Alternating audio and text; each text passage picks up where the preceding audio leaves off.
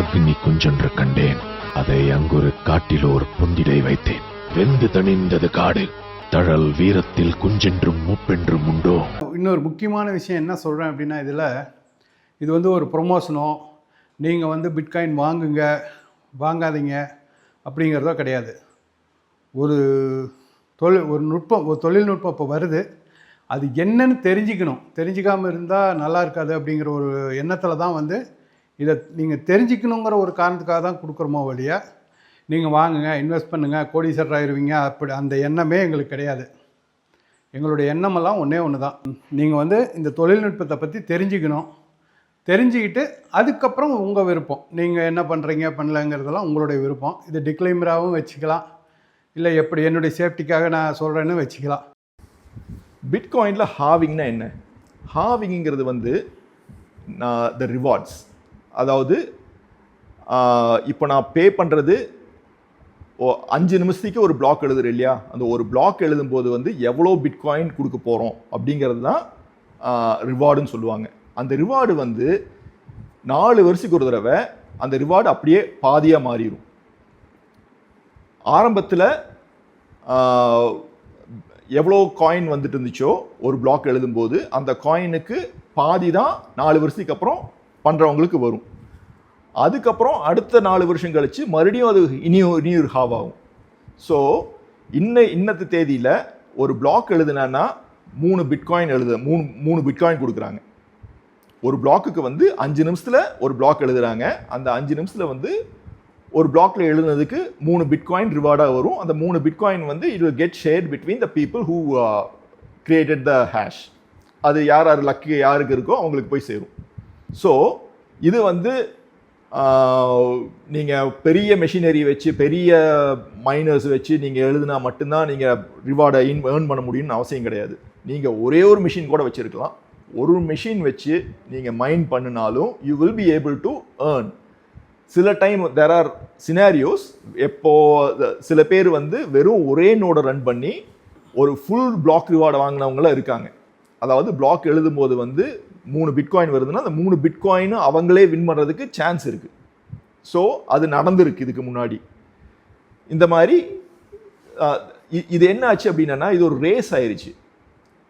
People want to get involved, they want that reward, they want to participate. So participate பண்ணும்போது என்ன ஆகும்னா, நிறையா machines வேலை செய்யும்போது வந்து இந்த அல்காரிதம் சட்டோஷி வந்து என்ன பண்ணியிருக்காப்புல அப்படின்னா, என்ன பண்ணினாலும் 5 நிமிஷம் இல்லாமல் ஒரு பிளாக்கை எழுத முடியாது. அந்த 5 நிமிஷத்துக்கு வந்து the number of transactions is the same. ஆனால் 5 மினிட்ஸுக்கு the algorithm will get complicated or ease. அதாவது அதுவா it will make itself more complicated for the algorithm or less complicated for computing the hash. இது எப்படின்னா, இப்போ இன்னைக்கு 1 மில்லியன் மெஷின் வேலை பண்ணுது. 1 million மெஷினுக்கு வந்து இவ்வளோ காம்ப்ளெக்சிட்டி இருக்கணும் அப்படின்னு சொல்லிட்டு அந்த சாஃப்ட்வேரில் இட் இஸ் பில்ட் இன். இத்தனை மெஷின் இத்தனை நோடு வேலை செய்யுதுன்னு அதுக்கு தெரிஞ்சிச்சு அப்படின்னா அது காம்ப்ளெக்சிட்டியை ஆட்டோமேட்டிக்காக இன்க்ரீஸோ டிக்ரீஸோ பண்ணிக்குது. அப்போது நிறையா மிஷின் ஆட் ஆகும்போது என்ன ஆகும் அப்படின்னா காம்ப்ளெக்சிட்டி ஜாஸ்தி ஆகிடும். அப்போ ஹேஷ் கண்டுபிடிக்கிற டைம் ஜாஸ்தி ஆகும். அதனால என்ன ஆகும், இப்போ நீங்கள் ரெகுலராக சின்ன மிஷின் வச்சுருந்தீங்கன்னா அது ரொம்ப நேரம் எடுக்கும் அது ஹேஷ் கண்டுபிடிக்கிறதுக்கு. அதனால நீங்கள் you have to keep upgrading your machine. நீங்கள் அப்கிரேட் பண்ணீங்கன்னா அடுத்தவனு அப்கிரேட் பண்ணுவான். So it becomes a race. நீங்கள் hardware is going to be changing every few years. நீங்கள் ஒரு ஹார்ட்வேர் வாங்கி நீங்கள் மைன் பண்ணிட்டு இருக்கீங்க அப்படின்னா இன்றைக்கி ப்ராஃபிட்டபுளாக இருக்கும். ஒரு வருஷம் இல்லை 2 வருஷம் போச்சுன்னா அந்த மிஷின் அவுடேட் ஆயிரும். அது ஹேஷ் கண்டுபிடிக்கிறதுக்குள்ளே 10,000 ஹேஷ் கண்டுபிடிச்சிருப்பாங்க ஏற்கனவே அந்த ஒரு டிரான்சாக்ஷனுக்கு. ஸோ நீங்கள் அந்த பிளாக்ல பார்ட்டிசிபேட் பண்ணுறதுக்கு உண்டான சான்ஸ் வந்து ரொம்ப கம்மியாயிரும். அப்போ என்ன பண்ணுவீங்க, you will upgrade your machine. So bitcoin மைனிங்கிறது வந்து it's becoming very very hot. People are getting into mining. இந்த ஹார்ட்வேர் வந்து எவ்ரி டைம் இந்த there is called crypto winter அப்படிம்பாங்க. ஸோ கிரிப்டோ வின்டருங்கிறது என்ன, bitcoin always has a cycle as you know. So அந்த cycle பார்த்தீங்கன்னா நீங்கள் 10 சென்ட்டிலிருந்து $20 போச்சு, $20 அப்புறம் $80 போச்சு, 80லேருந்து 300 போச்சு, அப்புறம் 300லேருந்து 20க்கு வந்துச்சு. அந்த 20லயே ரொம்ப நாள் இருந்துச்சு, 20-30லயே ரொம்ப நாள் இருந்துச்சு. அப்புறம் அதுலேருந்து 800 போச்சு, அப்புறம் 800லேருந்து மறுபடியும் கீழே வந்தது, கொஞ்ச நாள் அதுலேயே இருந்துச்சு. அப்புறம் 1200 போச்சு, அப்புறம் 1200லேருந்து 12000 போச்சு, 12000க்கு அப்புறம் கீழே வந்தது 3000 இருந்துச்சு, 3000லேருந்து 45 போச்சு, 66ல் பீக் ஆச்சு, மறுபடியும் கீழே போய் 40ல் நின்றுச்சு, 40லேருந்து இப்போ 100க்கு மேலே போயிருச்சு, $100,000. ஸோ இந்த ஃப்ளக்சுவேஷனை வந்து people misunderstand as bubble. பபுள்னா என்ன? ஒரு ஹைப்பை கொடுத்து அந்த ஹைப்பு எல்லாரும் உள்ளே வந்ததுக்கப்புறம் அது வெடிக்கிறது, தென் இட் கம்ஸ் டவுன். இதுதான் வந்து ஒரு பபுளும்பாங்க. ஃபார் எக்ஸாம்பிள் டூலிப்பும்பாங்க, டூலிப் பபுள் அப்படிம்பாங்க. டூலிப் பபுள்னு என்ன? ஒரு காலத்தில் வந்து tulips was very famous. So they said everybody will want tulip and எல்லாரும் டூலிப்பை வளர்ப்போம்னு சொல்லிட்டு they built up tulip. It was a huge market. எல்லாரும் டூலிப்பில் போனாங்க, டூலிப் நிறைய ப்ரொடியூஸ் பண்ணாங்க. அப்புறம் கடைசியில் என்னாச்சு? Nobody wanted it, it dropped. அதுதான் டூலிப் பபுள் அப்படிம்பாங்க. அதை தான் பிட்காயின்னு சொன்னாங்க. ஆனால் இது வந்து ஒரு தடவை நடந்தால் அது பபுள். இது வந்து நீங்கள் 2008லேருந்து 2009லேருந்து இன்னைக்கு வரைக்கும் பார்த்தீங்கன்னா பிட்காயின் நீங்கள் ஒரு லைன் போட்டு பார்த்தீங்கன்னா it is always trending up. It exponentially goes up, it drops, but it never reaches the bottom it had. ஒரு அளவுக்கு தான் கீழே வரும், மறுபடியும் மேலே தான் போகும். ஸோ மேலே போகிறது வந்து எக்ஸ்பொனென்ஷியலாக போகும். ஸோ இட் இஸ் இப்போ 4 வருஷம் யாராவது பிட்காயின் வாங்கி 4 வருஷம் வச்சுருந்தாங்கன்னா they would never see the price that they bought in. ஏன்னா அவங்க பீக்லேயே வாங்கியிருந்தாலும் 4 வருஷம் அவங்க வச்சுருந்தாங்கன்னா அவங்க வாங்கினதை விட பல மடங்கு ஜாஸ்தியாக தான் இருக்கும் காயின். இதுதான் bitcoin. I think I did not talk about the public ledger. Let me talk about that. So அதை பற்றியும் சொல்லிடுறேன். பப்ளிக் லெஜருங்கிறது என்னன்னு சொல்லிடுறேன்.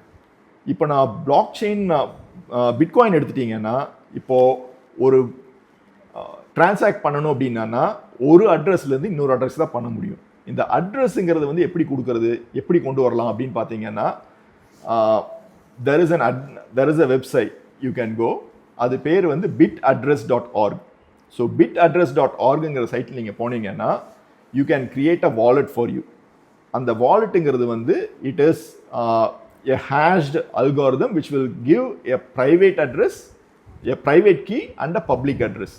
ஸோ இந்த பப்ளிக் அட்ரஸுங்கிறது வந்து உங்கள் வாலெட் அட்ரஸ். ப்ரைவேட் கீங்கிறது வந்து உங்களுக்கு மட்டுமே உரிமையான நீங்கள் கண்டுபிடிக்கிற, அதாவது நீங்கள் யூ கேன் ஹாவ் வேர்ட்ஸ். நீங்கள் 23 வேர்டு வச்சு ஒரு ஃப்ரேஸ் கொடுக்கலாம், இல்லை ஒரு சென்டென்ஸ் எழுதி கொண்டு வரலாம். So there are multiple ways to create a hash that will become your private key. Public key தான், பப்ளிக் அட்ரஸ் தான் வந்து you will be sharing with others, that becomes your wallet address. நீங்கள் bit address போனீங்கன்னா you will find multiple options. நீங்கள் வந்து you can create a brain wallet. Brain வாலெட்டுங்கிறது என்ன அப்படின்னா you can if you can remember a sentence. நீங்கள் ஒரு சென்டென்ஸை வந்து உங்களால் ஞாபகம் வச்சுக்க முடியும் அப்படின்னு இருந்துச்சுன்னா அந்த சென்டென்ஸை, கேஸ் சென்சிட்டிவ் சென்டென்ஸை நீங்கள் எழுதி அதை நீங்கள் ஒரு ஹேஷாக கொண்டு கொடுத்தீங்க அப்படின்னா you can create a bitcoin address, wallet address with the private key. அந்த ப்ரைவேட் கீ வந்து you can generate the private key if you use the same sentence again. இது வந்து பிரெயின் வாலெட் அப்படிம்பாங்க.